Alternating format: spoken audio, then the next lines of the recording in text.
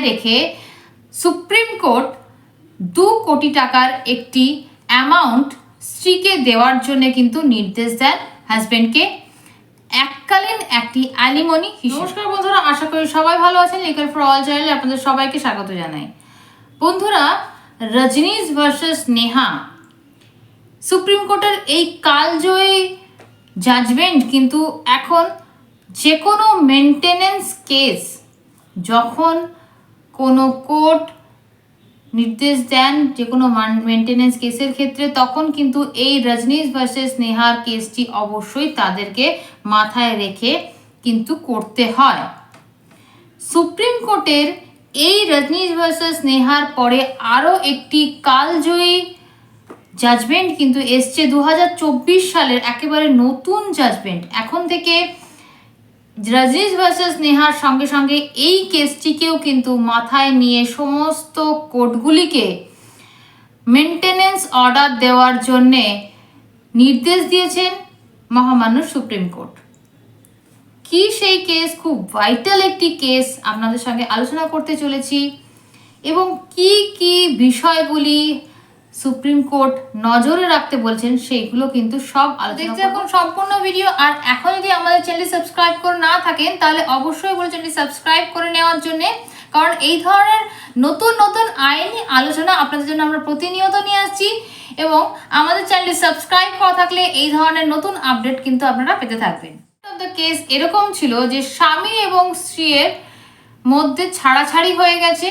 কিছুদিন সংসারের পরে তারা অনেক বছর কিন্তু আলাদা রয়েছে, এবং তাদের যে বিয়েটা শুধুমাত্র কাগজেই এখন এক্সিস্ট করে, তাছাড়া তাদের বিয়েটা আর কিন্তু কোনোভাবে এক্সিস্ট করে না, এবং তাদের মধ্যে কোনোভাবে আর সম্পর্ক পুনরুদ্ধারের কোনো রকম কিন্তু কোনো আশা নেই।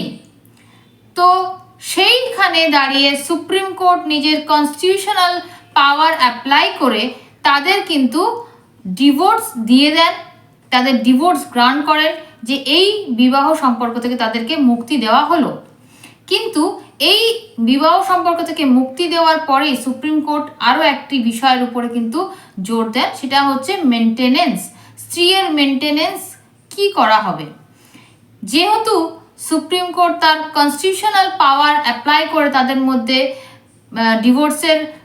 ডিভোর্সটি দিয়েছেন, সেই জন্যে সুপ্রিম কোর্ট মনে করেন যে প্রত্যেক মাসে মেনটেনেন্স দেওয়ার থেকে একটি এককালীন অ্যালিমনি দেওয়াই কিন্তু দুজনের পক্ষে সুবিধাজনক হবে।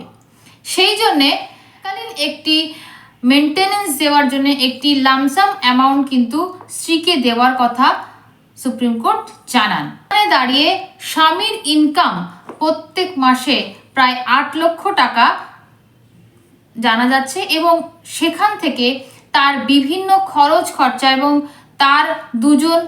তার তিনজন কিন্তু লাইবিলিটি রয়েছে, অর্থাৎ তার বৃদ্ধ বাবা মা রয়েছে, এবং আরও একজন আত্মীয় কিন্তু তার লাইবিলিটি রয়েছেন, এবং তাছাড়াও তার নিজের অনেক এক্সপেন্স রয়েছে, এবং তার উপরে কিন্তু অনেকগুলো লোন চলছে। সেই সমস্ত কিছু বাদ দিয়ে তার কিন্তু প্রায় 4 লক্ষ টাকা কিন্তু নিজের ক্ষেত্রে কিন্তু খরচা হয়ে যাচ্ছে প্রত্যেক মাসে। সেই সব জিনিস মাথায় রেখে সুপ্রিম কোর্ট 2 কোটি টাকার একটি অ্যামাউন্ট স্ত্রীকে দেওয়ার জন্য কিন্তু নির্দেশ দেন হাজব্যান্ডকে এককালীন একটি অ্যালিমনি হিসেবে।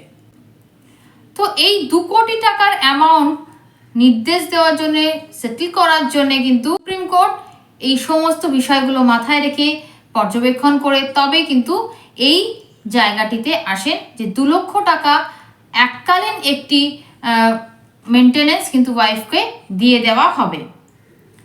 তো এই ছিল আজকের বিষয়।